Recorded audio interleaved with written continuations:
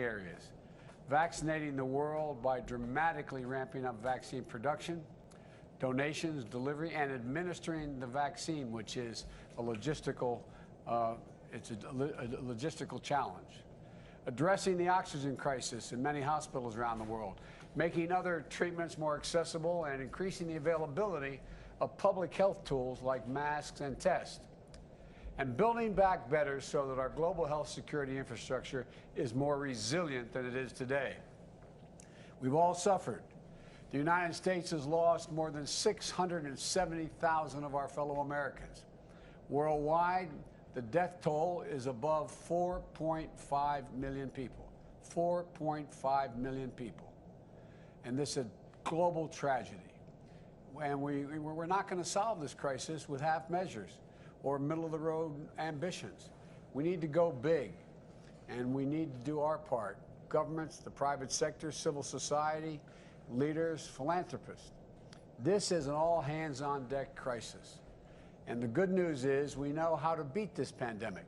Vaccines, public health measures, and collective action. During the first 8 months of my presidency, we have worked aggressively to get Americans and the world vaccinated.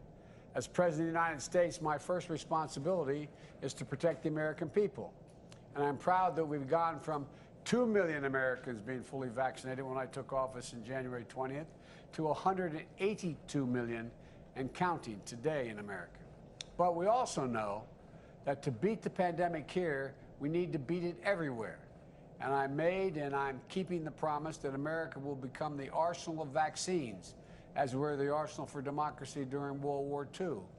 We've already shipped nearly 160 million doses to 100 countries, more than every other country has donated combined.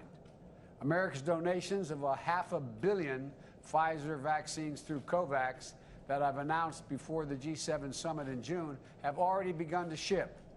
Today, I'm announcing another historic commitment. The United States is buying another 500 million doses of Pfizer to donate to low and middle-income countries around the world.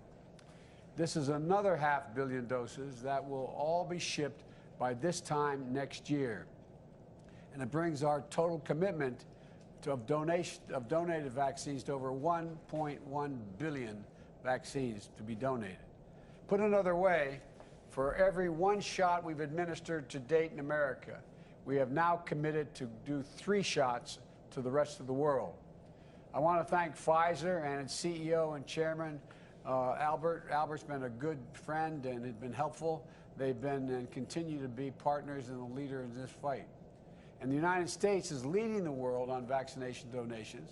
We need, as we're doing that, we need other high-income countries to deliver on their own ambitious vaccine donations and pledges.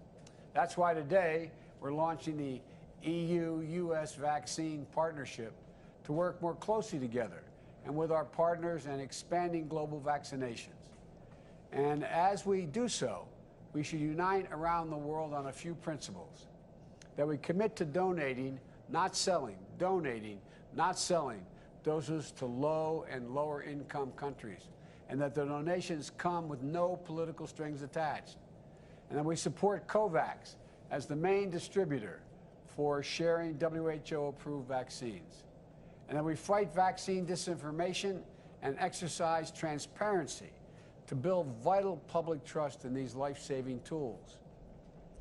It's also important that we are working toward common goals and targets so that we can measure our progress and hold ourselves and each other accountable. Secretary of State Blinken will be convening foreign ministers later this year to check on our collective progress. And I propose that we come together for a second high-level virtual summit in the first quarter of 2022 to help gauge our progress and keep our efforts fully aligned. Another goal is dramatically boosting global and regional vaccine manufacturing.